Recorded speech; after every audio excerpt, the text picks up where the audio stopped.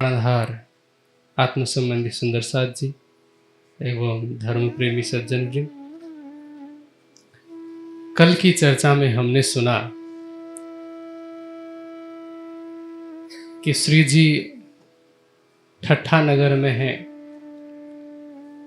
वहाँ कबीर पंथ के एक आचार्य हैं चिंतामणि जी, जिनके 1000 शिष्य हैं। उनसे भेंट होती है। कैसे कमाल की साखी पर पहले चर्चा होती है, उसके बाद फिर एक कबीर जी की साखी, जिसे चिंतामणि जी अपने सेवकों से पहले भी कहा करते थे और जिसमें कबीर जी ने भी स्वयं कहा कि कहे कबीर या पद को बूझे सो सतगुरु में चेला। तो उस साखी पर कैसे चर्चा होती है, श्री जी किस प्रकार से समझाते हैं। साथ ही हमने यह भी सुना कि कबीर जी का आध्यात्मिक व्यक्तित्व किस प्रकार का है। उन्हें आधा भक्त और कमाल को पूरा भक्त क्यों कहा गया है, और चिंतामणि जी का ज्ञान का अहम किस प्रकार समाप्त होता है। सुनो रे सत्य के बंजारे नामक प्रकरण के माध्यम से कैसे सत्य के व्यापारियों को, धर्म प्रचारकों को माया से निकलने की बात बताई गई है। कैसे ये समझाया गया है कि छोटी आग को बुझाना सरल है, पर हमने बड़ी आग अथवा बड़ी माया पकड़ रखी है, उसे कैसे हटाना है। ये सारे प्रसंग हमने कल सुने। अब अंत में हमने सुना था कि कह्या श्री तारतम इनको सब सेवकों समेत, परहेज कराया 4 बात का, एक कबूल कर दिल लेत, एक कबूल कर दिल लेत। 4 बातों का परहेज कराया गया। चिंतामणि जी के साथ में जितने लोग तारतम ग्रहण करने वाले थे, उन सभी को, ऐसा नहीं है कि चिंतामणि जी स्वयं मांस खाते थे या शराब पीते थे या परस्त्री गमन करते थे, ऐसा नहीं है। पर यहाँ पहली बार इस तरह से सामूहिक रूप में कोई तारतम्य ज्ञान ग्रहण कर रहा है। और यहाँ पर सामान्य नियम बताया जा रहा है कि तारतम्य यदि लेना है, परमात्मा से अपना संबंध जोड़ना है, तो इन बातों का विशेष ध्यान रखना चाहिए। और सबसे पहला परहेज क्या बताया गया कि एक हराम कह्या मांस को, हराम अर्थात पाप, मांसाहार करना पाप बताया गया है। और पाप क्यों बताया गया है? 18 पुराणों का सार यदि किसी एक श्लोक के माध्यम से बताना हो, तो एक श्लोक जो सभी लोग बोला करते हैं कि 18 पुराणेषु व्यासस्य वचनद्वयम् परोपकाराय पुण्याय पापाय परपीडनम। पर अर्थात दूसरों का उपकार करना पुण्य है और दूसरों को पीड़ा पहुंचाना पाप है। धर्म के 10 लक्षण के विषय में हमने प्रारंभिक दिनों की चर्चा में भी सुना, लेकिन यदि कोई पूछे कि धर्म के 10 लक्षणों से भी श्रेष्ठ यदि कोई धर्म है तो कौन सा धर्म है, तो आप बेझिझक निसंकोच कहना कि दया रूपी धर्म, जो कि 10 लक्षणों के अंतर्गत गिना तो नहीं गया है, पर दया रूपी धर्म उन 10 लक्षणों पर भारी पड़ जाता है। तो प्राणियों पर दया करना, और उसके लिए यदि आपके भोजन की थाली किसी जानवर के शरीर से या जानवर के विभिन्न अंगों से सजी हुई है, तो फिर दया, करुणा, भक्ति, प्रेम इनकी बात करना बेईमानी हो जाता है। अब इस पर बहुत सारे लोग मैंने देखे जो ऐसा कहते हैं कि हम स्वयं तो नहीं मारते, तो हम थोड़ी पाप कर रहे हैं, हम तो दुकान से खरीद के ले आते हैं या फिर सीधे रेस्टोरेंट में जाकर के खाते हैं, घर पे तो लेके भी नहीं आते, तो क्या हमें पाप लगेगा? मेरा सवाल उनसे ये रहता है कि यदि मैं किसी को किसी की हत्या करने के लिए पैसा दूं और मैं ये कहूं कि मैंने तो मारा नहीं है, मारा तो किसी और ने है, मैंने तो उसे सिर्फ पैसा दिया है, तो मेरी क्या गलती? आप मुझे क्या मानेंगे, दोषी मानेंगे कि निर्दोष? दोषी, क्योंकि मैंने पैसा दिया तभी उसने किसी को मारा है। तो यहाँ आप पैसा दे करके किसी को अपने बदले मारने के लिए प्रेरित कर रहे हैं। इसीलिए मनुस्मृति में एक श्लोक में मांसाहार के संदर्भ में 8 प्रकार के लोगों को समान रूप के पाप का भागीदार बताया है। मनु जी क्या कहते हैं? अनुमंता, विषसिता, निहंता, क्रय विक्रयी, संस्कर्ता च उपहर्ता च, खादकश्चेति घातका। किसी जीव के हत्या की अनुमति देने वाला, उस अनुमति पर विश्वास करने वाला कि हाँ मुझे ऐसा करना चाहिए, उस अनुमति को आधार मान करके या फिर अपने मन से प्राणियों की हत्या करने वाला, खरीदने वाला, मांस को खरीदने वाला, बेचने वाला, पकाने वाला, परोसने वाला और खाने वाला। कितने हो गए? 8। अनुमति देने वाला, उसको मानने वाला, मारने वाला, खरीदने बेचने वाला 5 हो गए, ठीक है, पकाने वाला, परोसने वाला और खाने वाला। तो इस प्रकार 8 लोगों को या 8 प्रकार के लोगों को समान रूप के पाप का भागीदार बताया गया है। अब ये तो हो गई धर्म के अनुरूप या धर्म शास्त्रों के अनुरूप बात। आज हिंदू समाज में मैं एक ऐसा दोहरा रवैया देखता हूं। मुस्लिम गाय खाते हैं, ये गलत है, 100% गलत है। इससे हिंदुओं की धार्मिक भावनाएं भी आहत होती है और साथ में वो किसी की हिंसा भी कर रहे हैं। आध्यात्मिक दृष्टि से भी और सामाजिक दृष्टि से भी गलत है। पर हिंदू स्वयं मांस नहीं खाता है क्या? उसने गाय को तो गो विश्वस्य मातरम कह करके गाय विश्व की माता है ऐसा कहा, भले ही उसके व्यवहार में नहीं है। एक हिंदू को मुस्लिम के द्वारा मारी गई गाय या गोवंश दिखता है, दिखना भी चाहिए। मुसलमानों को भी नहीं मारना चाहिए, मुसलमानों को भी अधिकार नहीं है गो हत्या करने का। लेकिन एक हिंदू को वही गाय माता नजर आती है जो कट चुकी होती है या काटने के लिए ले जा रही होती है। सड़कों पर जो गौ माता कचरा खा रही होती है, दुर्घटनाग्रस्त होती है, सूख करके हड्डियों का ढांचा बन चुकी है, क्या वो माता माता नहीं है? पहली बात। दूसरी बात कि चलिए गाय को आपने माता माना, अच्छी बात है, मैं भी मानता हूं। और ऐसा नहीं कि हम दूध पी रहे हैं तब तक मानना चाहिए।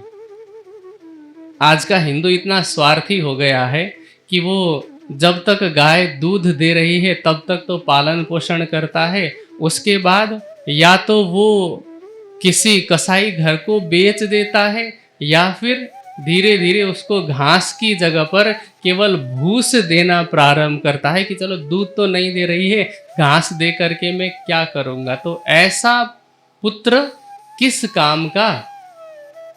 और दूसरी बात कि चलिए गाय लक्ष्मी है, गाय माता है, इस कारण आप गाय का मांस नहीं खाते, पर क्या दूसरे प्राणी आपके खाने के लिए बने हैं और वो भी आप धर्म के नाम पर बलि देते हो फिर खाते हो? ये कौन सा धर्म हुआ? आप मुझे एक बात बताइए कि मांस खाना राक्षस का काम था कि देवताओं का? राक्षस का ना। और हम हर वर्ष रावण का दहन करते हैं। रावण का दहन किस बात पर किया जाता है? कि वो राक्षस था। और आज हम राम के पुजारी होकर के, राम के भक्त या अनुयायी होकर के भी यदि पशुओं की हत्या करें तो ऐसा धर्म या ऐसा हिंदुत्व या ऐसा सनातन का चोला किस काम का? इसलिए मांसाहार सभीयों के लिए त्याज्य है, त्याग करना चाहिए मांसाहार का। ये हो गया धार्मिक दृष्टिकोण।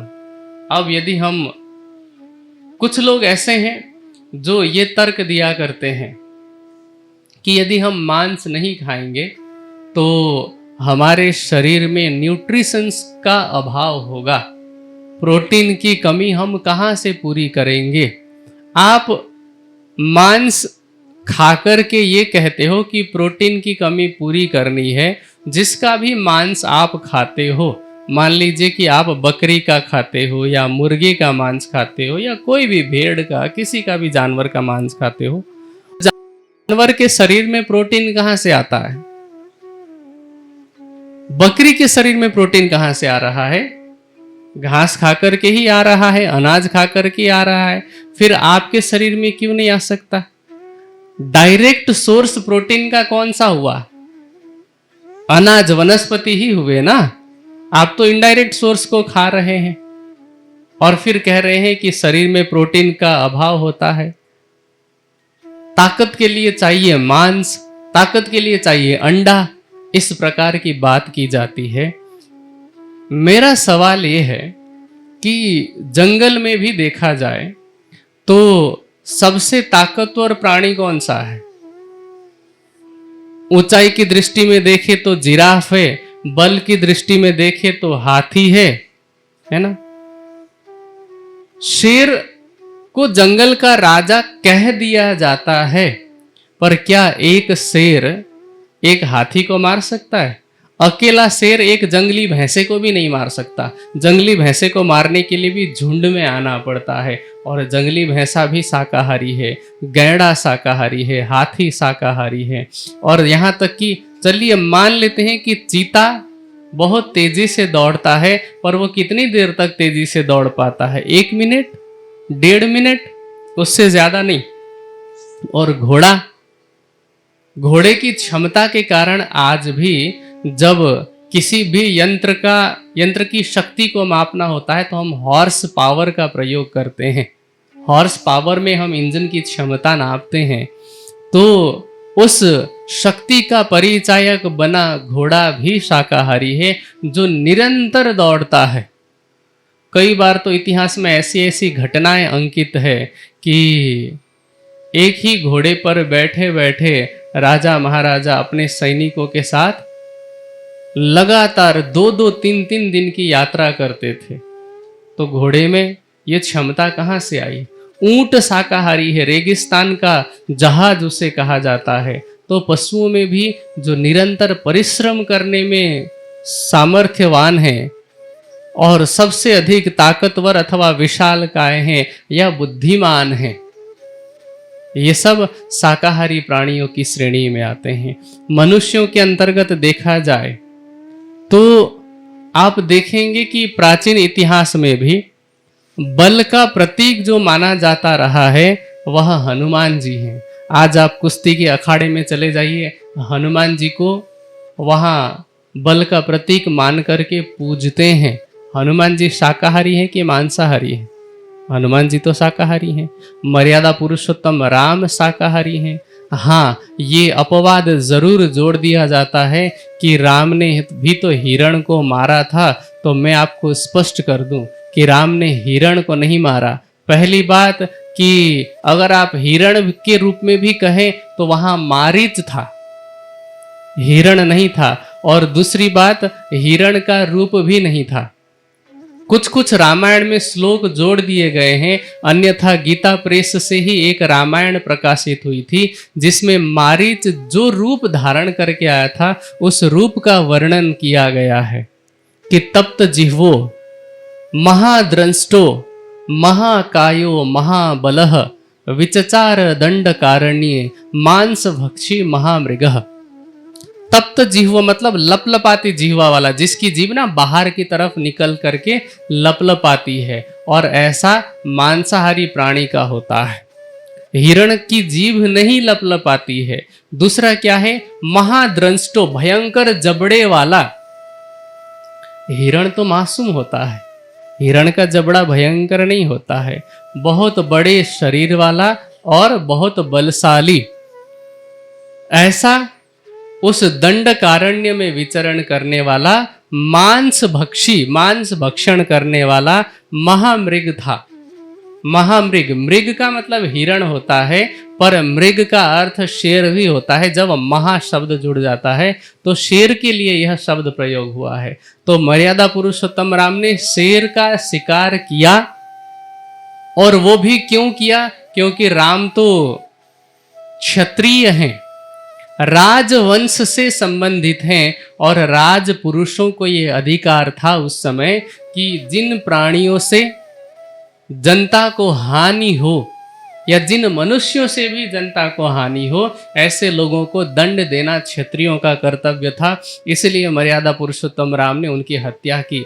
अन्यथा चाहे आप श्री कृष्ण जी को देख लीजिए, वो भी शाकाहारी हैं, मर्यादा पुरुषोत्तम राम शाकाहारी हैं, हनुमान जी शाकाहारी हैं, हमारे जितने देवी देवता हैं सब शाकाहारी हैं, तभी वो देवता हैं। और हमने क्या बना दिया, कुछ ऐसे ऐसे आडंबरी विद्वान भी वर्तमान में मिलते हैं, वो कहते हैं कि नहीं देवी मांस ही खाती है। अगर वो मांस खाती है तो वो देवी नहीं, वो राक्षसी है।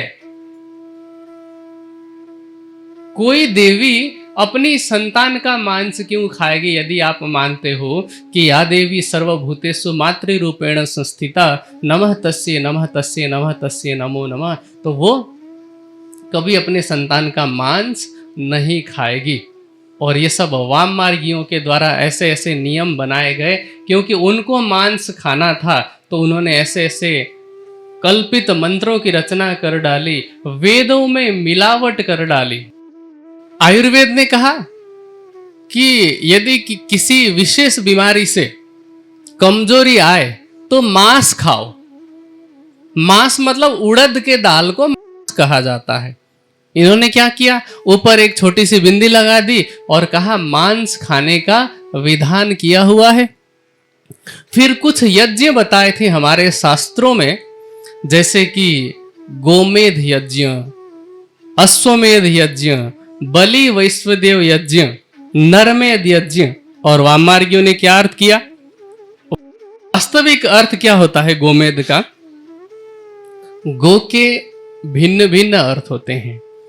वेद में सभी मंत्रों के 3 प्रकार के अर्थ लगते हैं, एक आध्यात्मिक अर्थ, एक आधिदैविक और एक आधि भौतिक। और इनमें से तीनों अर्थ में कहीं पर भी गोमेध का अर्थ गाय को काट करके डालना नहीं होता है। गोमेध यज्ञ, यज्ञ का अर्थ क्या होता है? कहते हैं यज्ञो वै श्रेष्ठतमम कर्म, मनुष्य जो अपने द्वारा श्रेष्ठ कर्म करता है उसे कहा जाता है यज्ञ।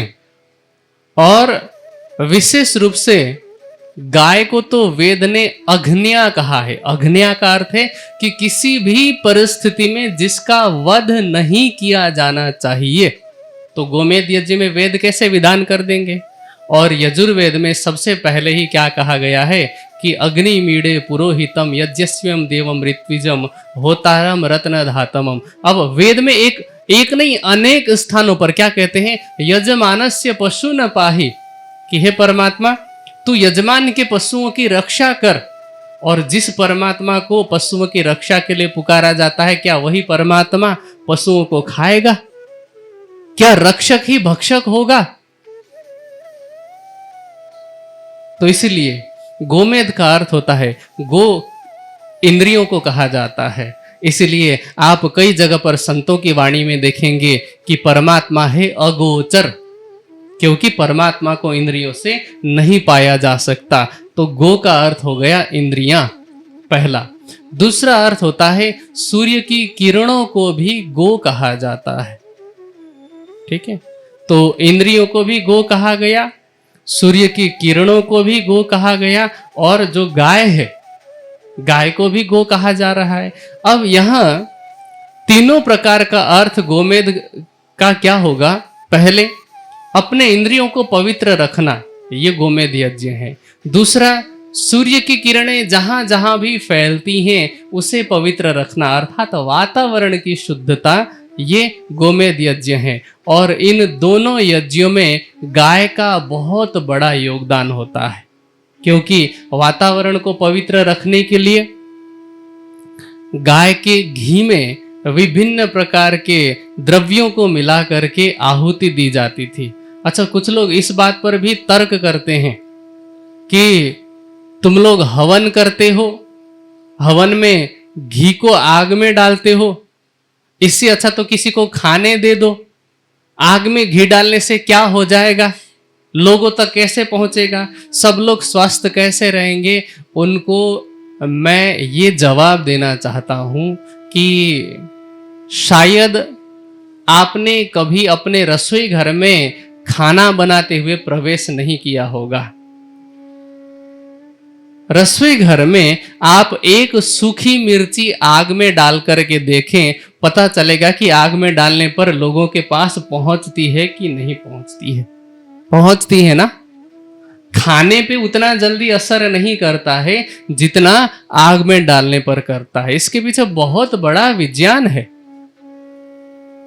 खाने का अपना महत्व है, लेकिन आग में आहुति डालने के महत्व को आप नकार नहीं सकते।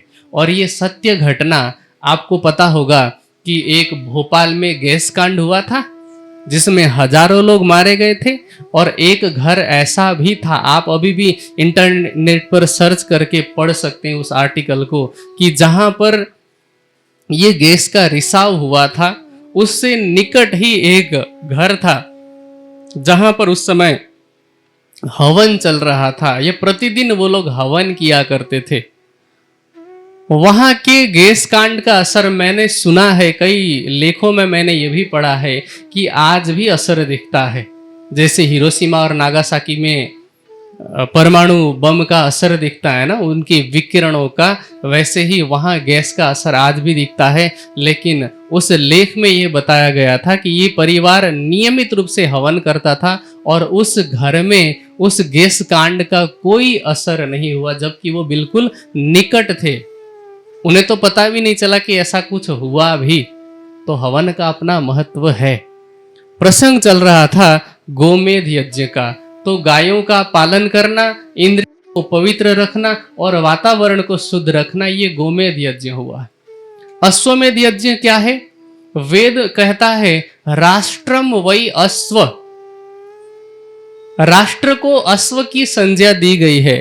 तो राजा अपनी प्रजा का, अपने राष्ट्र का उचित ढंग से पालन करे, वही वास्तव में अश्वमेध यज्ञ है। अश्वमेध यज्ञ हर कोई थोड़ी करता था, राजा करता था। तो राजा अपनी प्रजा का सही ढंग से पालन करे, ये अश्वमेध यज्ञ हुआ। नरमेध यज्ञ क्या है? जिंदा इंसान को काट के डालना नहीं, मरे हुए इंसान का उचित प्रकार से दाह संस्कार करना, ताकि वातावरण में प्रदूषण ना हो, दुर्गंध ना फैले, बीमारी ना फैले। तो उस उचित दाह संस्कार को कहा गया नरमेध यज्ञ। इसी तरह से विभिन्न प्रकार के पशु प्राणी हैं जिनकी रक्षा करना, जिनसे खेती बाड़ी के द्वारा या विभिन्न कार्यों से लाभ लेना, मांस के लिए नहीं, दूसरे प्रयोजन में। आप दूध के लिए प्रयोग कर सकते हैं, पालन कर सकते हैं, खेती बाड़ी के लिए, खाद के लिए प्रयोग कर सकते हैं। तो इस प्रकार से उन पशुओं की रक्षा करना और फिर समाज को आगे बढ़ाना, ये बलि वैश्वदेव यज्ञ है। अतिथि यज्ञ क्या है? बिना तिथि के आए हुए सन्यासियों साधुओं का स्वागत सत्कार करना, उनकी सेवा करना, ये अतिथि यज्ञ है। और जो हवन किया जाता है वह द्रव्य यज्ञ की श्रेणी में आता है, क्योंकि उसमें द्रव्य डाला जाता है। और जो हम यहाँ पर बैठ कर के अभी बात कर रहे हैं, यह ज्ञान यज्ञ है, क्योंकि जितने भी श्रेष्ठ कर्म किए जाते हैं वो सभी यज्ञ की श्रेणी में आते हैं। यज्ञो वै श्रेष्ठतमम कर्म। तो इस प्रकार वाम मार्गियों ने इन सभी मंत्रों का, वेदों की आख्यानों का गलत अर्थ करके बलि प्रथा प्रारंभ की और फिर उसको प्रसाद के रूप में लेना शुरू किया। और मैं हर बार ये बात कहता हूं कि जानवरों को मारना यदि धर्म है तो फिर पाप किसे कहेंगे। अब वापस आते हैं, मैंने प्रोटीन की बात प्रारंभ की थी कि लोगों ने खाना प्रारंभ किया, पर आप देखेंगे दाल में, विभिन्न प्रकार की दाल में, चाहे वह चने की दाल हो या मूंग की दाल हो, इनमें बहुत प्रोटीन होता है। आंवले में प्रोटीन होता है, विभिन्न प्रकार के फलों में प्रोटीन होता है, दूध में प्रोटीन होता है, जितना मनुष्य के शरीर के लिए पर्याप्त है। और यदि आप अधिक लेंगे तो हमारे यहाँ तो एक परंपरा है कि खाया हुआ अपना नहीं होता, पचाया हुआ अपना होता है। जितनी आवश्यकता है उतना तो इन सब चीजों से मिल जाता है। वर्तमान में भी आप देखेंगे, वर्तमान समय में, मैं प्राचीन इतिहास की भी बात नहीं कर रहा, यहाँ पर बहुत बड़े बड़े एथलीट हुए जिन्होंने शाकाहार को अपनाया और उसके बावजूद भी उनके प्रस्तुति में किसी प्रकार की कोई कमी नहीं आई। वर्तमान में आप इंडियन क्रिकेटर्स को देखेंगे तो चाहे विराट कोहली हो या फिर शिखर धवन, जिन्होंने अभी कुछ समय पहले ही संन्यास लिया, ये सब शाकाहारी हैं। रोहित शर्मा शाकाहारी, बहुत से खिलाड़ी वर्तमान में शाकाहारी हैं। इसी तरह से आप फिल्म के क्षेत्र में जाएं तो नेताओं में, भारत में जिसको देख करके लोगों ने बॉडी बिल्डिंग प्रारंभ की, जॉन अब्राहम सबसे लंबा चौड़ा है, वो शाकाहारी है। विद्युत जामवाल का नाम आपने सुना होगा, उसका नाम वर्ल्ड के टॉप 10 मार्शल आर्टिस्ट में आता है, वो स्वयं शाकाहारी है। तो फिर शाकाहार से ये सब क्यों नहीं मिल सकता? तो शाकाहार में वह सब उपलब्ध है।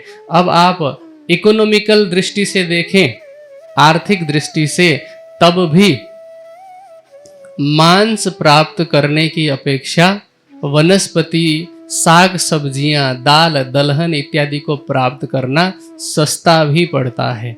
आप यदि प्राकृतिक दृष्टि से देखें, प्रकृति के संरक्षण की, वातावरण की दृष्टि से देखें, तब भी 1 किलो मांस को तैयार करने में और पकाने में, जहां तक मैं समझता हूं, लगभग 2000 लीटर पानी की आवश्यकता पड़ती है, और ये भी शायद मैं कम बोल रहा हूं। और वहीं पर यदि 1 किलो वनस्पति को तैयार करना हो तो इसका 20वां हिस्सा भी नहीं लगता। आप स्वास्थ्य की दृष्टि से देखें, शारीरिक स्वास्थ्य की दृष्टि से, तो जहां तक मैं समझता हूं कि जितनी भी महामारियां अब तक विश्व में फैली हैं वो कहीं ना कहीं मांसाहार के कारण ही फैली हैं। जैसे कोरोना प्रारंभ हुआ चमगादड़ खाने से, है ना, फिर चाहे बर्ड फ्लू हो, चाहे स्वाइन फ्लू हो, ये सभी बीमारियां कैसे फैलती हैं? मांसाहार के कारण ही। सब्जी खाकर के कोई महामारी शुरू हुई ऐसा मैंने आज तक नहीं सुना है। हाँ, ये अलग बात है कि सब्जी को साफ सफाई नहीं किया गया, उसमें कीड़े वगैरह होंगे तो उससे बीमारी कोई हो सकती है, और उससे कोई एक व्यक्ति प्रभावित होगा या खाने वाला ही प्रभावित होगा। यहाँ तो मांसाहार के कारण पूरा विश्व ही, एक ने खाया और पूरा विश्व उसकी चपेट में आ गया था। तो इसीलिए हर दृष्टि से शाकाहार का महत्व अधिक है। अभी मैं कुछ दिन पहले बाइबल पढ़ रहा था, क्योंकि ईसाई मत में मांसाहार का बहुत चलन है। ये लोग कहते हैं और मुसलमान भी कि ये जानवर तो परमात्मा ने हमारे लिए ही बनाए हैं। मैं बाइबल पढ़ रहा था, बाइबल के पहले ही पाठ में, पहले ही चैप्टर में, जो बुक ऑफ जेनेसिस अथवा सृष्टि की या उत्पत्ति की किताब कहलाता है, तो उसमें ये बात लिखी गई है कि परमात्मा ने मनुष्य के लिए क्या क्या बनाया खाने के लिए। तो वहाँ पर विभिन्न प्रकार के पेड़ पौधों, वनस्पतियों और फलों का वर्णन है। पशुओं को खाने के लिए कहीं वर्णन नहीं है, लेकिन बहुत आगे जाकर के कहीं पर एक जगह पर यह बताया गया है कि मैंने तुम्हारे खाने के लिए ये जानवर बनाए हैं। जबकि प्रारंभ में जब सृष्टि बनी तो वहां पर क्या लिखा गया कि तुम्हारे खाने के लिए मैंने ये वनस्पति बनाई। जहां तक मेरी बुद्धि काम करती है, जहां तक मैं तर्क का प्रयोग कर सकता हूं या अपनी समझदारी का प्रयोग कर सकता हूं, तो मेरी बुद्धि तो यही कहती है कि यदि परमात्मा को पशुओं को खाने के लिए ही बनाना होता तो वो खाने वाली चीजों के लिस्ट में उसी समय लिखवा देता, साथ में लिखवाता, बाद में जाकर के नहीं जुड़वाता। तो प्रारंभ में केवल वनस्पति इत्यादि के खाने का वर्णन है। और एक हदीस में भी एक ये बात आती है, जो मुसलमान प्रतिदिन गायों को खाया करते हैं। मैंने एक हदीस पढ़ी थी जिसमें ये लिखा गया था कि गाय का दूध पियो क्योंकि दूध शिफा है। शिफा अर्थात अमृत है। घी खाओ, घी दवा है, पर मांस कभी मत खाओ क्योंकि वह बीमारियों का घर है। ये हदीस का कथन है। तो ऐसे मोहम्मद साहब क्यों गाय खाने के लिए प्रेरित करेंगे? लेकिन होता क्या है कि सांप्रदायिक कट्टरता इतनी होती है कि दूसरे की भावना को आहत करने के लिए जो काम हम उनसे उल्टा कर सकते हैं वही करना हम अपना धर्म समझते हैं। ये खाना क्या है, कपड़े कैसे पहनने हैं, ये सब धर्म के अंतर्गत आता ही नहीं है। यह सब क्या है, किसी स्थान की भौगोलिक परिस्थिति पर निर्भर करने वाली बातें हैं। अब भौगोलिक परिस्थिति से एक और बात याद आती है मुझे कि कुछ लोग कहते हैं कि जिस स्थान पर जैसे रेगिस्तान हुआ, अरब के मुसलमान जहाँ पर रहते हैं वहाँ तो रेगिस्तान होता है, वहाँ पर खेती नहीं हो सकती, वहाँ पर वनस्पति नहीं उग सकती, तो उन्हें मजबूरी में मांस खाना पड़ता है। पर मैं कहता हूँ ये भी बहाना है, क्योंकि जिन जानवरों का वो मांस खा रहे हैं वो भी तो वनस्पति खा करके ही जीवित है ना। इसका मतलब वहाँ वनस्पति तो हो सकते हैं, पर चूंकि आपको मांस ही खाना है इसलिए आपने ये बहाना बनाया कि वनस्पति यहां पर नहीं उगाए जा सकते हैं। आपको मैं एक बात बताऊं कि सामान्य रूप में चाहे शेर हो, चाहे कोई भी प्राणी जो आज के समय में मांसाहारी समझा जाता है, मूलतः ये शाकाहारी ही है। प्रोफेसर ए वी रामचंद्रन, जिनको आप में से शायद बहुत सारे लोग जानते भी होंगे, उन्होंने एक किताब लिखी है जिसका अंग्रेजी में अनुवाद भी है, हिंदी और अंग्रेजी दोनों भाषाओं में उपलब्ध है। हिंदी में खाद्य परिशीलन के नाम से है और अंग्रेजी में फूड फॉर थॉट के नाम से है।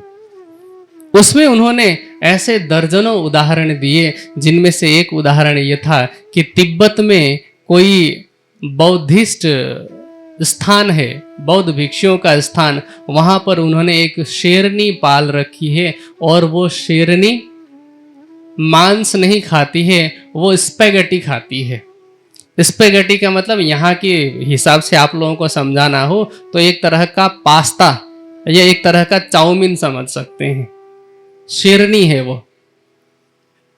और ऐसे एक नहीं दर्जनों दृष्टांत उन्होंने उस ग्रंथ में दिए हैं। तो ये सभी प्राणी, सोचिए कि जब शेर को आप शाकाहारी बना सकते हैं तो मनुष्य क्यों नहीं बन सकता है। इसलिए हर दृष्टि से, आध्यात्मिक हो चाहे धार्मिक हो, दोनों अलग अलग है, ठीक है। आध्यात्मिक हो, धार्मिक हो, सांप्रदायिक हो, या फिर स्वास्थ्य की दृष्टि से हो, या आर्थिक दृष्टि से, या पर्यावरण की दृष्टि से, हर दृष्टि से शाकाहार उत्तम है। और यहाँ जब श्री जी परहेज करा रहे हैं तो उनका दृष्टिकोण एक आध्यात्मिक दृष्टिकोण है कि जिस हृदय में परमात्मा को बसाने की बात हो रही है, वो यदि हिंसा जैसे क्रूर कर्म करता होगा तो उस कठोर हृदय में परमात्मा कभी भी नहीं बैठ सकते। सोचिए कि परमात्मा को दिल में बसाने के लिए तो कठोर शब्द बोलने का भी त्याग करना पड़ता है, और यहाँ तो आप इतने कठिन हैं कि किसी की जान ही ले रहे हैं। इसलिए श्री जी ने सबसे पहला परहेज कराया मांसाहार का, फिर दूसरा परहेज कराया, दूसरा हराम शराब। अब सवाल ये था, कल जो मैंने अंतिम में पूछा था, कि लोग कहते हैं कि शराब तो फलों का रस होता है, या विभिन्न तरीके से सेब से बनाया जाता है, अंगूर से बनाया जाता है, चावल से बनाया जाता है, क्योंकि विभिन्न प्रजातियां हैं ना उसकी भी, और गेहूं से भी बनाया जाता है, महुआ से बनाया जाता है ना। तो ये सब तो शाकाहारी ही हुए। इस दृष्टि से शराब पीने में तो कोई पाप नहीं होना चाहिए, तो फिर शराब के लिए क्यों मना किया गया? ऐसा प्रश्न कई लोगों के मन में होता है। इसका समाधान क्या है कि शराब पीना पाप नहीं है, पर शराब अन्य पापों की माताश्री है, जननी है। कैसे जननी है? कि शराब पीने के बाद मनुष्य की बुद्धि स्वयं के नियंत्रण में नहीं रहती है। आप किसी भी जेल में सर्वे के लिए चले जाइए, यदि आपको मेरी बात पर विश्वास नहीं है, आप किसी जेल में सर्वे के लिए चले जाइए, या फिर आप इंटरनेट से इस बात का डाटा निकालिए कि जितने लोग जेल में बंद हैं उनमें से कितने लोग प्रोफेशनल क्रिमिनल हैं, कितने लोगों ने नशे की हालत में अनजाने में क्राइम किया है, और कितने लोगों ने गुस्से में आकर के, मतलब नशा तो नहीं किया था पर टेम्पर इश्यू, एंगर इश्यू की वजह से अपराध किया है। तो आपको अलग अलग डाटा मिल सकता है। तो उसमें बहुत से ऐसे लोग हैं जिन्होंने नशे की हालत में अपराध किए। और दूसरी बात, जितने लोग बड़े बड़े अपराध करते हैं वो शराब पीने के बाद ही करते हैं। आपने खुद भी ये बात महसूस की होगी कि यदि आपने कभी चोरी की घटना देखी हो अपने सामने, मैंने तो देखी है इसलिए मैं बता रहा हूं, यदि आपके सामने कोई चोरी करने के लिए आया हो या कोई डकैती के लिए आया हो, तो आप ये पक्का विश्वास करना कि ये शराब पी के ही आया है। कोई भी क्राइम करना होता है, गुनाह करना होता है, तो वो व्यक्ति शराब पीता है, उसको ऐसा लगता है कि ऐसा करने से हिम्मत आती है। हिम्मत नहीं आती है।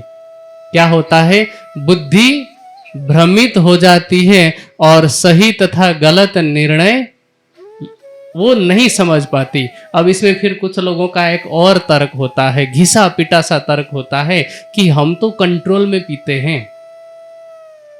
ये भी तर्क होता है कि हम तो इतना ही पीते हैं, 2 ढक्कन पीते हैं और सो जाते हैं, तो इसमें तो कोई हानि नहीं है, हम तो पीने के बाद कोई झगड़ा भी नहीं करते। पर ये शुरू में होता है। आप इसके पीछे के विज्ञान और मनोविज्ञान दोनों को समझें। होता क्या है कि जैसे मान लीजिए कि जिस व्यक्ति को आज 1 ढक्कन अथवा जितना भी होता होगा, 10 मिलीलीटर 20 मिलीलीटर जितना भी होता होगा, तो उतना पीने से यदि नींद आती है तो वही धीरे धीरे कुछ समय के बाद में मात्रा दुगनी हो जाएगी। फिर कुछ समय के बाद में वो मात्रा भी सामान्य लगने लगेगी। इसको आप ऐसे समझे ना, जब मैं बहुत छोटा था और उस समय हमें जब बुखार आता था तो 250 मिलीग्राम का पैरासीटामोल दिया जाता था। फिर मुझे अभी भी याद है कि जब मैं पहली बार प्राणनाथ ज्ञानपीठ आया था और मुझे पहली बार बुखार आया ज्ञानपीठ आने के बाद, तब मुझे जो पैरासिटामोल दिया गया था वो 500 मिलीग्राम का था, फिर अभी बुखार आने पर 650 मिलीग्राम का पैरासिटामोल दिया जाता है, जो कि डोलो 650 के नाम से ज़्यादा फेमस है।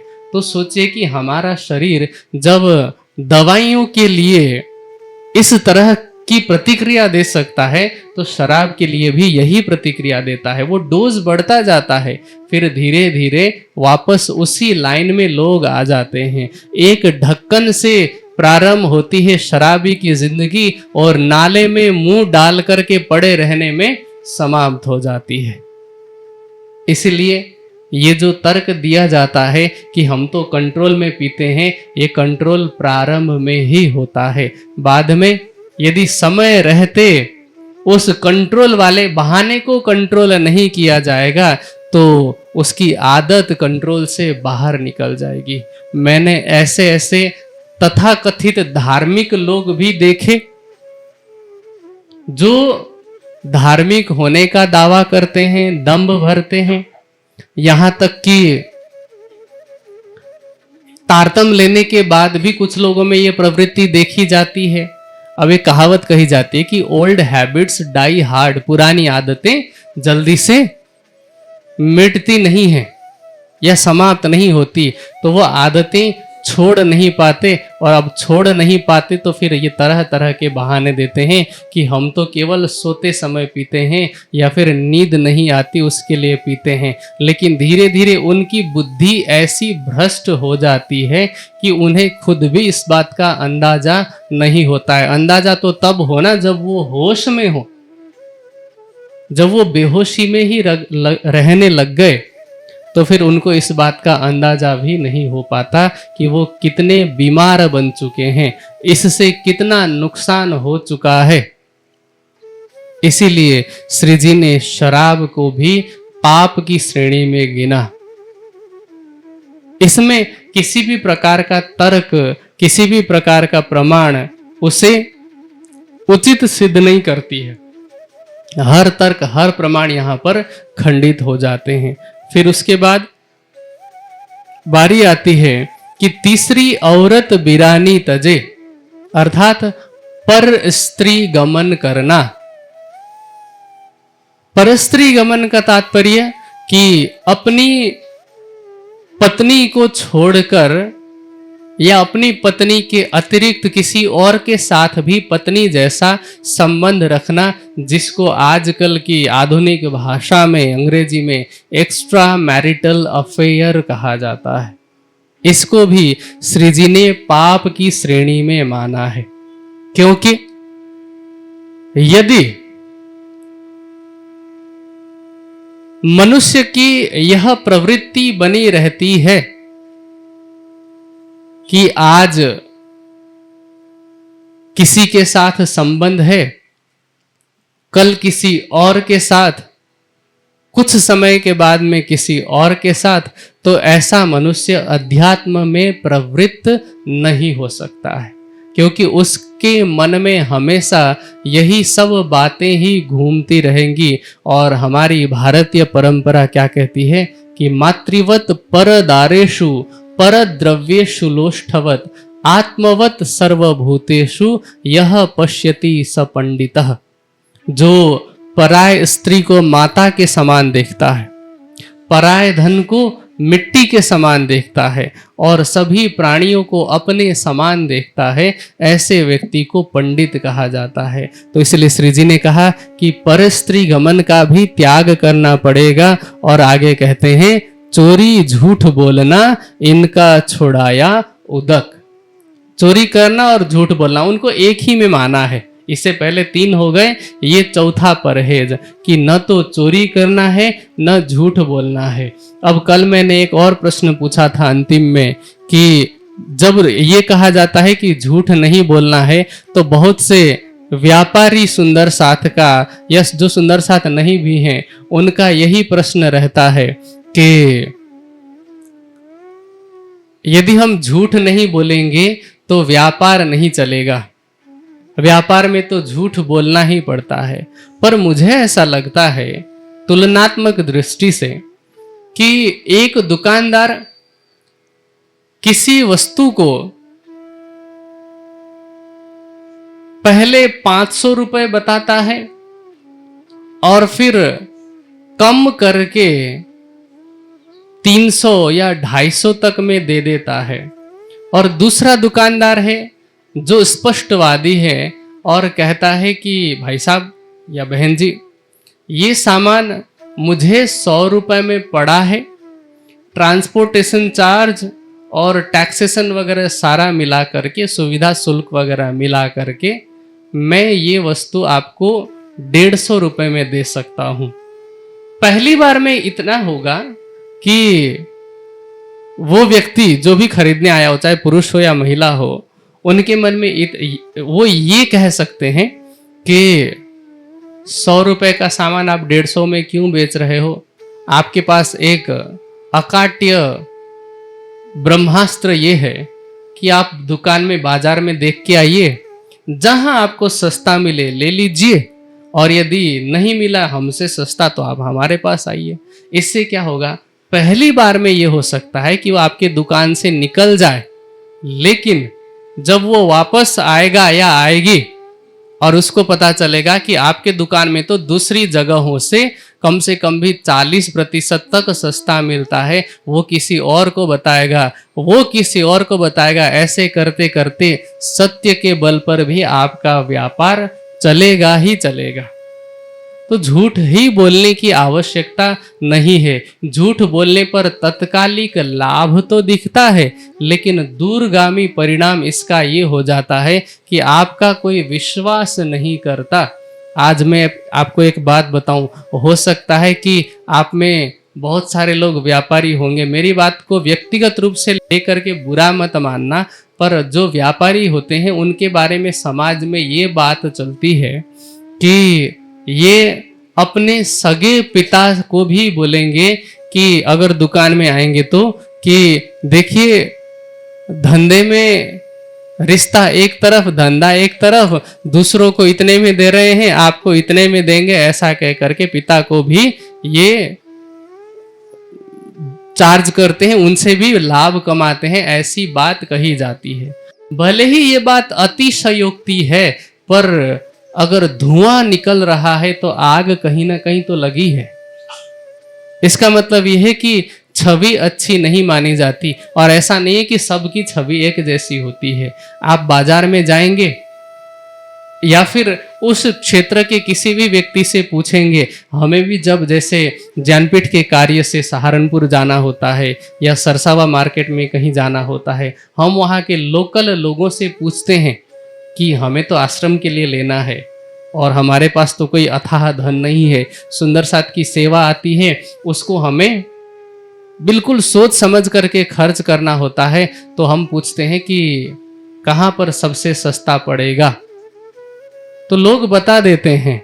और फिर अगर हम पूछे ना कि हमें तो गूगल में ऐसा बताया गया था और हमने उस दुकान के बारे में जाना है, तो कहेंगे नहीं नहीं नहीं नहीं, वहां पर मत जाना, ये तो लूटते हैं। समझ रहे? तो इस प्रकार की छवि बन जाती है।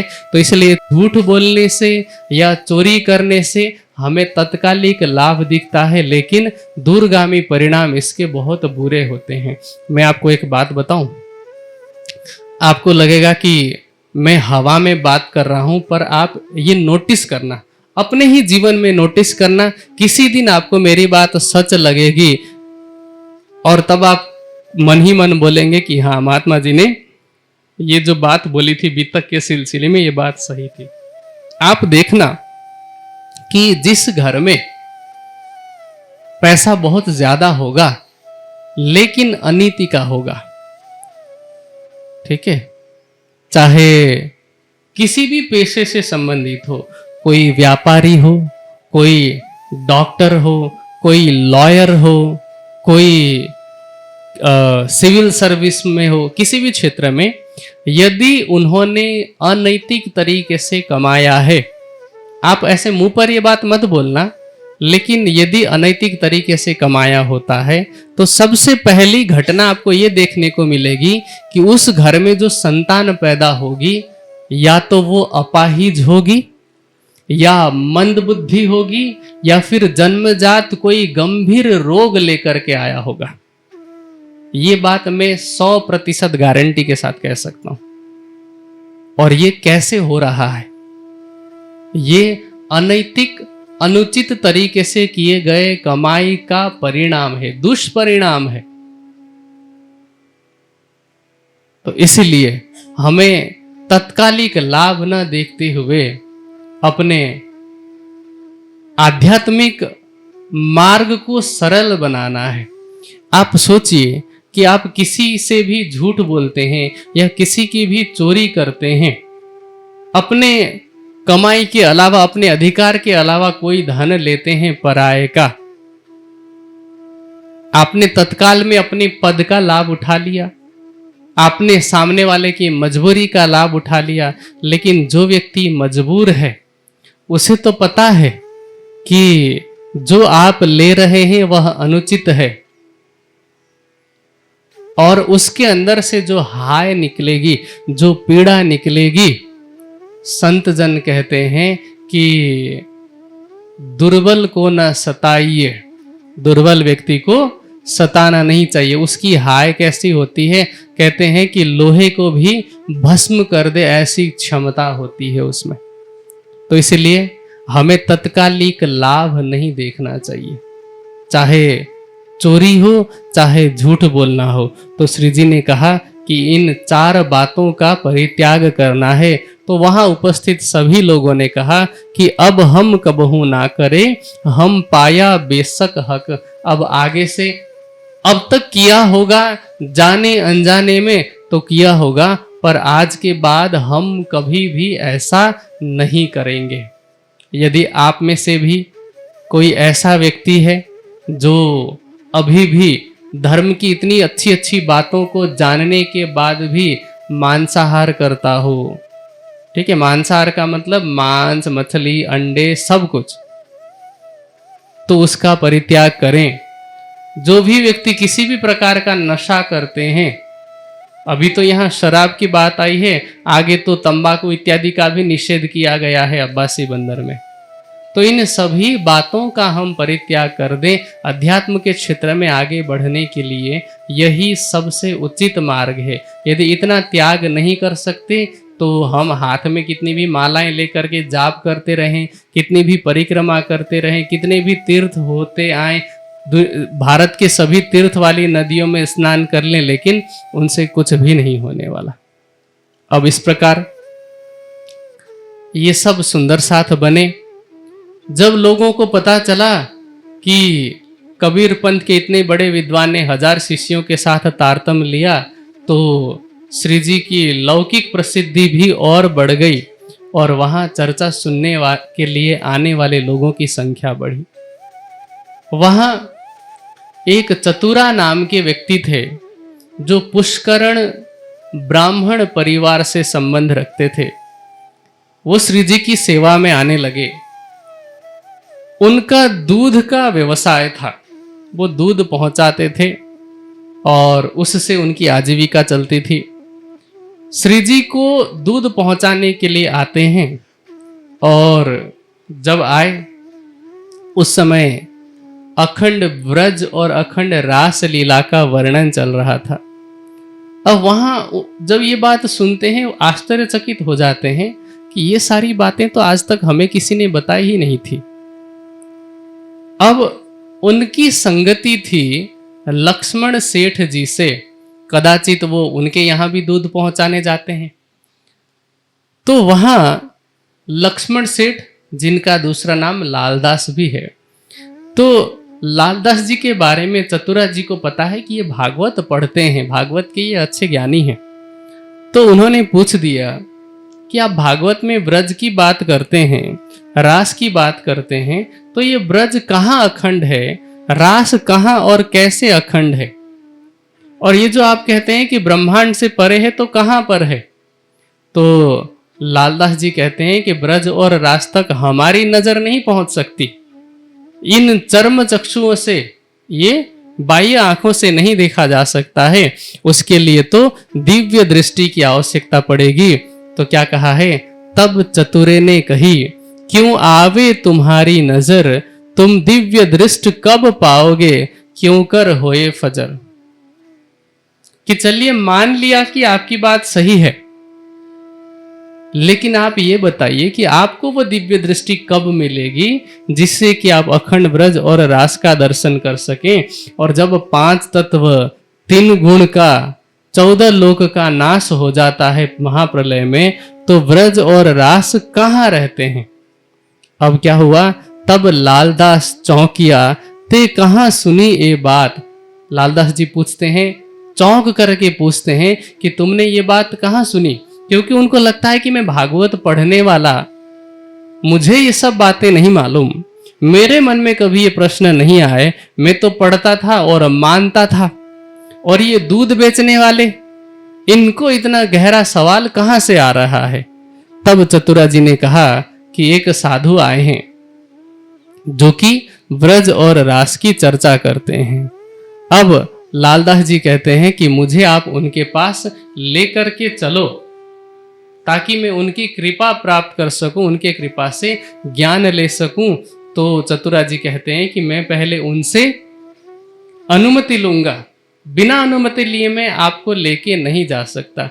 ये एक शिष्टाचार है, सामान्य शिष्टाचार के अंतर्गत आता है कि जो हमारे गुरुजन हैं लौकिक रूप में भी, और ऐसे गुरुजन से मिलने के लिए कोई भी व्यक्ति इच्छा करता है, तो हमारा पहला कर्तव्य है कि गुरुओं से अनुमति लें कि गुरुजी आपसे ये व्यक्ति मिलना चाहते हैं, क्या मैं उन्हें ले आऊं। ये एक सामान्य शिष्टाचार होती है। अब चतुरा जी ने कहा कि मैं उनसे पूछ करके आपको मिलाऊंगा। आकर के प्रार्थना करते हैं कि श्री जी, लालदास जी जो कि लक्ष्मण सेठ हैं, वो आपके दर्शन के लिए आतुर हैं। श्री जी कहते हैं कि ठीक है, आप बुला लाइए। अब कुछ लोग जो लालदास जी से पहले श्री जी से जुड़े हैं, लेकिन शायद व्यापार में प्रतिस्पर्धी होंगे, कॉम्पिटिटर होंगे, वे लालदास जी को पसंद नहीं करते थे। उन्होंने मना किया कि आप उन्हें मत बुलाइए, लेकिन श्री जी की कृपा दृष्टि हुई, कहा कि आप लालदास को बुला लाइए। अब चतुरा जी स्वयं लेकर के पहुंचते हैं, देखत ही दीदार को बड़ो जो पायो सुख। अब श्री जी का दर्शन करके लालदास जी को बहुत आनंद होता है। दर्शन का आनंद अलग है। वाणी की चौपाई कहती है कि जेणे दर्शने नेत्र ठरे, अने वचन कहे ठरे अंग। अब पहला चरण क्या है, जिनके दर्शन से नेत्रों को शीतलता मिलती हो। अब ये हर किसी के दर्शन से नहीं होता है, और हर किसी के मिलने को हम दर्शन की संज्ञा भी तो नहीं देते। अर्थ शाब्दिक रूप से एक ही होता है, आंखें काम वही करती है, प्रतिक्रिया वही होती है, घटना एक जैसी होती है, लेकिन किसी को हम देखते हैं, किसी का हम दर्शन करते हैं, किसी को हम निहारते हैं। आंखें वही हैं, होता भी एक जैसा है, लेकिन भाव भिन्न भिन्न है। सामान्य रूप में देखा जाता है, क्रोध में घूरा जाता है, प्रेम में निहारा जाता है, और सम्मान में दर्शन किया जाता है। अब यहां लालदास जी पहले, क्योंकि अभी सम्मान है, ज्ञान की दृष्टि से कि ये बहुत बड़े ज्ञानी हैं। सोचे जिनके सानिध्य से एक दूध बेचने वाला सामान्य व्यक्ति अखंड ब्रज और रास की बातें कर रहा है, तो ज्ञान तो है ही, अब दर्शन से उन्हें सुख की प्राप्ति होती है। लेकिन जैसा कि मैंने पहले कहा, वाणी की चौपाई कि वचन कहे ठरे अंग, वचनों को सुनने से अंग अर्थात अंतस्करण में शीतलता होती है। तो पहले दर्शन और बाद में श्रवण। तो अब श्री जी की चर्चा सुनते हैं। भई चर्चा सब ब्रज की, देखी सुनी सब कान, तब आए ईमान की होए गई पहचान। अब ब्रज की लीला सुनी और श्री जी के ऊपर उन्हें ईमान अथवा विश्वास आता है। 4 घड़ी चर्चा सुनी हुई खुशहाली मन। 4 घड़ी अर्थात 1.5 घंटा। एक घड़ी में 22.5 मिनट होते हैं, तो इस हिसाब से 90 मिनट 4 घड़ी में। तो इस प्रकार लगभग 1.5 घंटे की चर्चा सुनकर लालदास जी अपने घर में आए। शरीर तो घर आ गया, पर मन वहीं सुंदर साथ के बीच में श्री जी के पास ही रहा। उसके बाद पुनः अलग अलग समय पर लालदास जी 2-4 बार आते हैं। अभी उन्हें इतनी तो पहचान हुई है ज्ञान दृष्टि से कि इनका ज्ञान बहुत बड़ा है, लेकिन स्वरूप की दृष्टि से श्री जी के स्वरूप की पूरी पहचान नहीं हुई है। तो वहां पर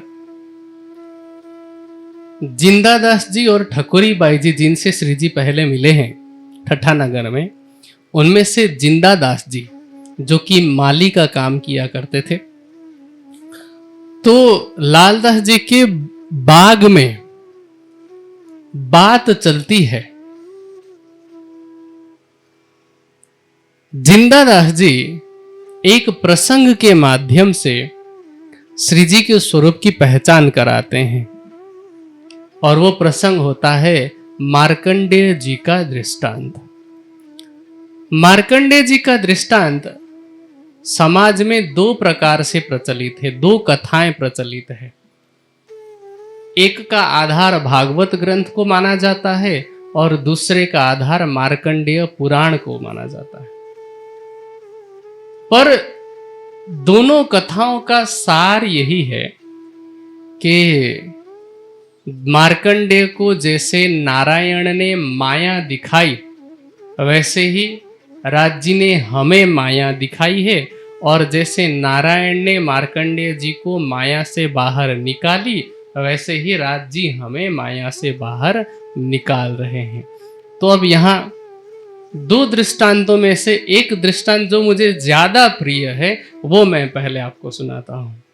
तो ऐसा कहा जाता है कि मार्कंडेय जी ने नारायण जी की तपस्या की, भक्ति की, ये इच्छा रखते हुए कि मुझे माया दिखाएं, नारायण जी मुझे माया दिखाएं। अब नारायण जी जब प्रकट होते हैं तो अब भगवान सामने आए, उन्हें चंदन करने के लिए वो पत्थर में चंदन की लकड़ी को घिसते हैं, लेकिन इतने में नारायण जी की माया से, उनकी लीला से मार्कंडेय की सूरता या मार्कंडेय की जो चेतना है वो अचानक से प्रलय का दृश्य देखती है, जल प्रलय का दृश्य, जिसमें मार्कंडेय जी स्वयं को एक महिला के, एक स्त्री के रूप में देखते हैं जो उस जल प्रवाह के साथ में बह रही है। अब मार्कंडेय को नहीं पता कि मैं मार्कंडेय हूं और ये जल में बहने का सपना देख रहा हूं या कुछ भी देख रहा हूं। जैसे हम सपना देख रहे हैं तो हमें थोड़ी पता होता है कि हम स्वप्न देख रहे हैं, स्वप्न से जागने के बाद ही तो पता होता है। इसी प्रकार अब मार्कंडेय जो कि एक स्त्री बने हैं, वो बहते हुए जाते हैं। एक धोबी उस स्त्री को निकालता है, बचाता है। बचाने के बाद अब उसे तो अपने बारे में कुछ अता पता ही नहीं, कुछ कि माता पिता कौन है, क्या है, ये सब तो लीला है ना, नारायण की माया दिखा रहे हैं। तो अब उस धोबी के साथ में इनका विवाह हो जाता है, शादी हो जाती है। अब मार्कंडेय जी बने हैं धोबिन। धोबी दिन में नदी के किनारे जाता है, कपड़े धोता है, लाता है, अपना काम करता है, और धोबिन घर पे रहती है। धीरे धीरे करके समय बीतता जाता है और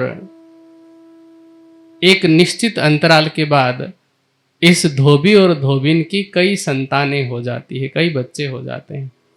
अब धीरे धीरे झगड़ा भी होने लगता है, पति पत्नी में झगड़ा होने लगता है, और इन सब झगड़ों से तंग आकर, परेशान होकर के धोबिन, जो कि मार्कंडेय जी हैं, वो सोचते हैं कि ऐसी जिंदगी से तो मरना ही बेहतर है। वो फांसी खाने के लिए तैयार हो रहे होते हैं कि मैं मर जाऊंगा, मर जाऊंगी। तो इतने में एक साधु आते हैं जो ये कहते थे कि मार्कंडेय की कथा सुनाते हैं तभी हम प्रसाद पाते हैं, जब तक मार्कंडेय की कहानी नहीं सुनाएंगे तब तक हम भिक्षा नहीं लेंगे। अब ये धोबिन ने दरवाजा तो खोला कि मरते मरते कुछ अच्छा काम कर जाऊं, तो कहने लगे कि नहीं, पहले तो हम कथा सुनाएंगे तभी हम भिक्षा लेंगे। तो सोचा कि अच्छा ठीक है, चलो कथा सुन लेते हैं, फिर मर लेंगे। तो अब नारायण जी कथा सुनाने लग गए, और कथा कहाँ से प्रारंभ हुई? तपस्या से, कि एक मार्कंडेय नाम के ऋषि थे जिन्होंने तपस्या की थी, और तपस्या करते समय ये इच्छा की थी कि नारायण माया दिखाएं, और नारायण की माया ने ऐसा खेल रचा कि मार्कंडेय जी स्वयं को स्त्री के रूप में पाते हैं, और फिर जल प्रवाह में बहते बहते जाते हैं, उन्हें एक धोबी मिलता है। अब जैसे ही यहाँ पहुंचे तो इनको लगा कि अरे ये तो मेरी कहानी है, और वो चौंक गए, और जहां वो पहले बैठे हैं वहीं पर जाग जाते हैं। तो ये नारायण की माया से उन्होंने, समय कितना हुआ था, वो चंदन अभी पूरा घिसा भी नहीं था, वो चक्कर भी पूरा नहीं हुआ था, और इतने अल्प समय में नारायण ने मार्कंडेय जी को ये माया दिखाई। अब इस प्रसंग के माध्यम से हम सबको, लालदास जी सहित हम सबको ये बात बताई गई है कि हम सबने भी माया देखने की इच्छा व्यक्त की राज जी से, और राज जी ने हमें परम धाम में बैठे बिठाए माया दिखाई, और माया भी ऐसी दिखाई, कहते हैं कि अभी तो उस बैठक की गर्मी भी नहीं टली है। जो हम वले न भूले, हम का जो लास्ट में हमिंग आता है ना, अभी भी वो आ रहा है। इतने समय में वाणी कहती है सोई घड़ी सोई पल, तो इतने अल्प समय में यहाँ पर कितना समय बीता? 400 साल हो गए यहाँ आए हुए, और आगे भी कितने वर्ष होंगे पता नहीं, पर परम धाम में अभी भी वही घड़ी और वही पल है। और इसको कैसे समझे? कई बार लोग सोच सकते हैं कि 400 वर्ष का समय ये 1 सेकंड से भी कम दरमियान कैसे बीत सकता है, इतनी अधिक आयु। तो इसको ऐसे समझ सकते हैं कि आज के आधुनिक वैज्ञानिक भी ये कहते हैं कि जो हम सपना देखते हैं, सपने में कितना लंबा सपना होता है, हम पता नहीं किस शहर में जाते हैं, किस किस से मिलते हैं, लड़ाई वड़ाई सब कर लेते हैं, कई बार सपने में शादी कर लेते हैं, कई बार तो खुद की मौत भी देख लेते हैं, पता नहीं क्या क्या देखते हैं। यदि हम उस सपने में देखी हुई कहानी पर पिक्चर बनाएं तो हो सकता है कि 2-2.5 घंटे की तो बन जाए, पर वैज्ञानिक कहते हैं कि ये सब कुछ हम लोग 3 से 5 सेकंड के अंदर अंदर देख लेते हैं। और ऐसा इसीलिए संभव है क्योंकि हमारे अवचेतन मन की शक्ति इतनी अधिक है कि इतने फास्ट फॉरवर्ड में भी चीजें स्पष्ट रूप से देख पाती है। तो सोचे कि जब एक साधारण जीव का मन इतना शक्तिशाली है तो आप ब्रह्म के साथ तुलना नहीं हो सकती ना। तो इसलिए वहां सोई घड़ी सोई पल चल रहा है। अब उस प्रकार से जैसे हमने माया मांगी और हमें जगाने के लिए, अब जैसे मार्कंडेय जी को जगाने के लिए नारायण आए थे, वैसे ही क्योंकि जागृत तो केवल राज जी हैं, तो हमें जगाने के लिए भी कौन आए हैं? राज जी ही आए हैं। तो श्री जी कौन हुए? साक्षात राज जी।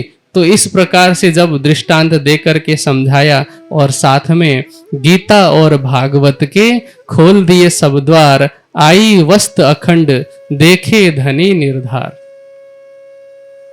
गीता भागवत के माध्यम से जब सारे रहस्य खोल दिए गए तो अखंड तक उनकी ज्ञान दृष्टि पहुंची और श्री जी के स्वरूप की उन्हें पहचान हो गई। अब उनकी सूरता और कहीं पर लग ही नहीं रही है और किसी विषय में उनका ध्यान ही नहीं है, और सुध कछु ना रही वही आवे याद। जो घटना अभी सुनी उसकी याद आती है और फिर श्री जी की याद आती है। तो इसी बीच क्या होता है कि इन समय कलियुग ने बड़ा जो किया शोर, लोग जो उन मुलक के उनो किया जोर। अब क्या होता है कि कलियुग बहुत बड़ा शोर मचाता है। कलियुग के शोर मचाने का क्या तात्पर्य है कि पहला तो प्रश्न ये होता है कि कलियुग क्या है। हमने तीसरे या चौथे दिन की चर्चा में सुना कि अज्ञानता की नींद में सोने को कलियुग कहा जाता है। तो कलियुग का अर्थ हुआ अज्ञानता। अब यहाँ वितक में जहाँ कहीं भी ऐसे प्रसंग आएंगे जहाँ पर कलियुग शब्द का प्रयोग होगा या दज्जाल शब्द का प्रयोग होगा, तो इसको आप ऐसे समझना कि कोई व्यक्ति ऐसा है या कई व्यक्तियों का समूह ऐसा है जो अज्ञानता से उत्पन्न होने वाले विकार, जैसे अज्ञानता से कौन कौन से विकार उत्पन्न होते हैं, योग दर्शन का कथन है अविद्या, अस्मिता, राग, द्वेष, अभिनिवेश। तो अविद्या से उत्पन्न होने वाले विकार हैं सबसे पहले अहंकार, फिर राग, द्वेष और अभिनिवेश। तो इन चारों विकारों का मूल है अविद्या अथवा अज्ञानता। तो अब कई लोग ऐसे हैं जो कि अहंकार में मग्न हैं। तो ये सभी लोग अपने अपने स्तर पर मिल करके विरोध करते हैं। और विरोध किस बात का करते हैं कि श्री जी की चर्चा के कारण उनके यहाँ पर लोगों की आमदनी कम हुई है, मतलब लोगों का आना कम हुआ है और लोगों से जो आमदनी प्राप्त होती थी वह भी कम हो गई है। तो इस कारण से विरोध किया जाता है। अब होता क्या है कि और चिंतामन के संग आया केतेक साथ, तामे ईमान दाखिल वह भय, जाके धनिये पकड़े हाथ। विरोध तो होता है लेकिन दृढ़ विश्वास के साथ कौन रहता है, जिसका हाथ राज्य पकड़ते हैं। अब वहां विरोध करने वाले लोग कौन थे, तो यहाँ लिखा है कि जो वल्लभाचार्य मार्ग के अनुयायी थे, क्योंकि लालदास जी स्वयं भागवत को मानने वाले, गीता को मानने वाले, और उनके अलावा भी कई ऐसे लोग होंगे जो श्री जी की चर्चा सुनने गए और उन्हीं के होकर रह गए। और कुछ लोग जो अभी पूर्ण रूप से विश्वास नहीं ला पाए, पर इतना उनको पता है कि श्री जी के जैसा ज्ञान किसी के पास नहीं है, वो जाकर के जब पुराने इन पंडितों से, ज्ञानियों से प्रश्न पूछते होंगे तो उनको जवाब नहीं आता होगा, तो वो क्या करेंगे, वो निंदा करेंगे। चाणक्य कहते हैं कि न वेत्ति यो यस्य गुणः प्रकर्षम स तस्य निंदा सततम करोति, यथा किराती करिकुंभ जाता मुक्तान परित्यज्य विभर्ति गुंजान। जिस व्यक्ति को किसी के गुण के विषय में पता नहीं होता वो उसकी निंदा करने लग जाते हैं, क्योंकि उन्हें पता ही नहीं है। जैसे जंगल में जो रहने वाले जो आदिवासी लोग होते हैं, यदि उनको ज्ञान नहीं होता है तो क्या करते हैं, किसी हाथी में यदि गजमुक्ता मोती भी हो, क्योंकि उन्हें तो पहचान नहीं है, वो उस मोती को छोड़ देंगे, लेकिन वो जो हौद बनाया होता है ना, ऊपर बैठने की जगह बनाई होती है, वो कौड़ियों को मिला करके बनाया होता है। ऊपर पीठ में एक जगह होती है, तो लोग क्या करते हैं, उन कौड़ियों को धारण कर लेते हैं, मोतियों को छोड़ करके। तो ये गुणों की परख या गुणों की पहचान न करने वाले लोगों के लिए कहा गया है। अब होता क्या है, ये समाज का नियम है। मैंने आज तक ये बात देखी है, चाहे वो किसी बड़ी बड़ी कंपनी के विषय में हो, वो चाहे किसी महापुरुष के विषय में हो, या किसी सिद्धांत के विषय में हो, या किसी संस्था के विषय में हो, ये नियम लागू होता है। समाज ऐसा करता है कि जिसको तुम हरा नहीं सकते उसको बदनाम कर दो। ये समाज में चलता ही है। स्वामी दयानंद सरस्वती जी के साथ भी ऐसा हुआ। शास्त्रार्थ में नहीं हरा पाए लोग तो कहने लग गए ये तो नास्तिक है, क्योंकि हमारे देवी देवताओं को नहीं मानता। कोई कहने लग गई ये मुसलमान है, ये फलाना है, ढिकाना है। इस प्रकार से बदनाम करने लग गए और इससे क्या हो गया, व्यक्तिगत आक्षेप वो लगाने लग गए। चाहे आदि शंकराचार्य हो, चाहे गौतम बुद्ध हो, और यही घटना श्री जी के साथ भी घटित होती है। मैं आपको लौकिक दृष्टांत से, एक छोटे से दृष्टांत से बताता हूँ। वैसे तो ये प्रसंग से बाहर की बात है, पर इस घटना से मैं समझता हूँ कि भारत के सभी लोग परिचित होंगे। जैसे आज हर घर में मीठा के नाम पर जब भी बारी आती है तो हमने एडवर्टीजमेंट में ये देखा हुआ है, टीवी में, कुछ मीठा हो जाए कह करके कैडबरी दिया जाता है। मैं कैडबरी का अपमान नहीं कर रहा, लेकिन कैडबरी हुआ या किटकैट हुआ जो कि नेस्ले द्वारा निर्मित है, या 5 स्टार हुआ या मंच हुआ, ये सभी चॉकलेट्स हैं। लेकिन क्या जिस देश में कम से कम 300 से 500 तरह की मिठाइयों के प्रकार बनते हो, वो भी ताजा ताजा, आप आज जाएंगे आपको आज की बनी हुई मिठाई मिलती हो, वहां पर ये जब कहा जाता है कि कुछ मीठा हो जाए और वहां ऐसे चॉकलेट्स को दिखाया जाता है, ये कहां तक उचित है। पर ये मार्केट चला, और इस मार्केट के चलने के पीछे मैं एक दृष्टांत पूरी प्रबलता के साथ में रखना चाहूंगा। जैसे हमारे यहाँ एक मिठाई है, उस मिठाई का नाम है सोन पापड़ी। सोन पापड़ी एक ऐसी मिठाई है जिसका सबसे ज्यादा मजाक उड़ाया गया होगा, जबकि इन सभी कुछ मीठा हो जाए जैसी मिठाइयों से ज्यादा टिकती है, मुंह में रखते ही घुल जाती है, चबाने की जरूरत भी नहीं होती।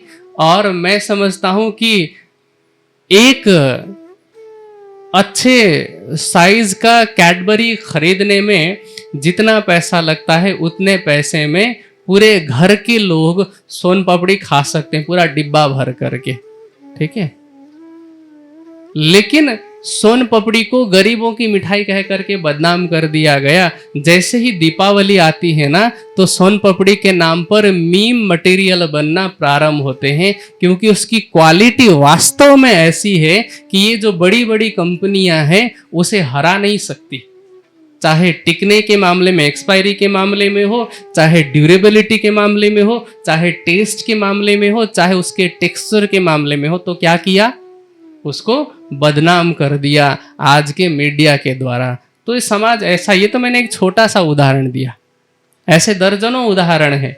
तो जिसको हराया नहीं जा सकता उसको बदनाम करने का प्रचलन है। यहाँ अब श्री जी की भी क्या हो रही है, निंदा। गुसाई के बालक रहे होए निंदा तिन में, वस्त को समझे नहीं फरियाद लगी तिन से।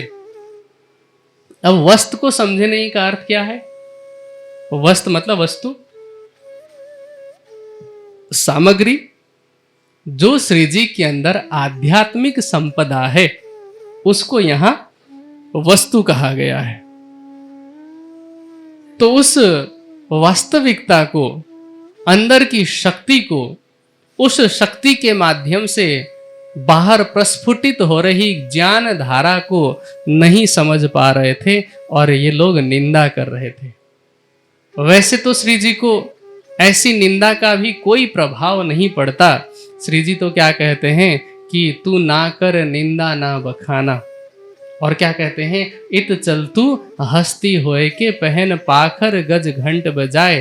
पर क्योंकि एक तो कारण भी बना है, श्री जी पहले ही ये कह चुके हैं कि हमें एक ही बंदरगाह में या एक ही शहर में एक ही जगह पर बहुत ज़्यादा नहीं रुकना, लेकिन ऐसा करते हुए भी लगभग 10 महीने हो गए। अब 10 महीने हुए तो अगला साल प्रारंभ हो चुका है, और अब वापस क्या हुआ, मौसम भई मस्कत की। अब ये मस्कत का मौसम होने का क्या मतलब है, पहले जब नाव चढ़े थे तो 17 दिन तक उल्टी हवा बह करके वापस आनी पड़ी थी ना, तो अब जाना तो है, बीच में परिस्थिति नहीं थी, पर अब मौसम ऐसा हुआ कि हवा सीधी चलने लगी है। अब नाव में बैठेंगे तो जहां मस्कत जाना चाह रहे हैं वहीं पहुंचेंगे। तो मौसम भई मस्कत की, विदा हुए साथ मोमिन। वहां जितने सुंदर साथ हैं श्री जी के साथ, वे ठट्ठा नगर से विदा लेते हैं। अरज करी सब साथ ने, एक कारज करें हम, आप इत विराजे रहो, एक कारज होवे हुकम। अब काम कौन सा, श्री जी दीप बंदर से निकले तो इसी बहाने से निकले हैं कि बाईजीराज जी सहित कुछ सुंदर साथ को छुड़ाना है। ठट्ठा नगर के सुंदर साथ कहते हैं कि श्री जी आप यहीं पर रहिए, उनको छुड़ाने में जो कुछ भी करना होगा वो हम करेंगे। तब श्री जी कहते हैं कि नहीं, वहां पर मेरा और भी काम है, क्या जाने किन कारणे मेरा जाना होत तिष्ठाम। क्या पता किस प्रयोजन से मुझे वहां जाना हो, मुझे जो अंतः प्रेरणा हो रही है जाने की। तो अब सुंदर साथ ने बहुत विनती की, पर श्री जी नहीं माने, और सुंदर साथ से अनुमति लेकर के सबको प्रणाम करके फिर ठट्ठे से लाठी बंदर नाव ऊपर चढ़े। ठट्ठा नगर से लाठी बंदर जाते हैं और वहां से नाव पर चढ़ करके मस्कत पहुंचते। मस्कत तो पता है ना, आज भी मस्कत के नाम से ही प्रसिद्ध है, भारत के अब तो बाहर है, उस समय तो ये सब बाहरी सीमा तो थी नहीं। तो वहां मस्कत पहुंचते हैं श्री जी, और श्री लालदास जी कहते हैं कि श्री महामती कहे ए साथ जी, ए ठट्ठे की बीतक, अब तक ठट्ठा नगर की बीतक बताई गई। अब कल की चर्चा में हम सुनेंगे कि श्री जी मस्कत पहुंचे हैं। वहां महावजी भाई एक सुंदर साथ हैं जो कि दुकानदार हैं, उनके साथ ऐसी घटना होती है कि श्री जी के द्वारा खंडनी सुन करके, जैसे श्री जी क्या कर रहे हैं, जहां जहां भी जा रहे हैं माया में फंसे हुए सुंदर साथ को खंडनी करके जगा रहे हैं कि तुम्हें माया में नहीं फंसे रहना चाहिए था। और जब महावजी भाई की खंडनी होती है तो वो बुरा मानते हैं और वो घर पे जाते ही नहीं। श्री जी घर पे हैं, महावजी भाई दुकान पे अपने बेटे को भेज देते कि तू ही जा चर्चा सुनने के लिए। मन में ये बात होती है कि मेरे ही घर में रह रहे हैं, मेरे ही घर का खा रहे हैं और मेरे ही खंडनी कर रहे हैं। अब वहां लीला क्या होती है कि दुकान अंदर से बंद है, दरवाजे खिड़की सब बंद है, लेकिन रात को महावजी भाई पर एक जोरदार झन्नाटेदार चांटा पड़ता है, और ऐसा चांटा पड़ता है कि आज तक उदाहरण है। तो ये सारी घटनाएं कि किस प्रकार ऐसा हुआ, और हमें भी ऐसे चांटे पड़े हैं, हमें मतलब हम सबको पड़े हैं, फिर भी हम क्यों नहीं समझ पाते। फिर मस्कत बंदर में महावजी भाई की जागनी के बाद एक सेठ है अब्बासी बंदर में, भैरव ठक्कर या भैरव सेठ, जो कि उस समय का 70,000 रुपया, 70,000 लहारी दे करके इन अरबी लुटेरों के कैद में बंद सुंदर साथ को छुड़ाते हैं। उनको भी सुंदर साथ बनने से पहले कुछ परहेज कराया जाता है। तो ये परहेज कौन कौन से हैं, उन अरबी लुटेरों को कैद में बंद सुंदर साथ को कैसे छुड़ाया गया, ये सारी बीतक सुनेंगे हम कल। अभी के लिए चौपाई दोहराएं। श्री महामत कहे ए साथ जी, ए ठट्ठे की बीतक, अब कहूँ मस्कत की, जो आज्ञा है हक, जो आज्ञा है हक। बोलो श्री प्राणनाथ प्यारे, बोलो श्री सद्गुरु महाराज की। प्रणाम।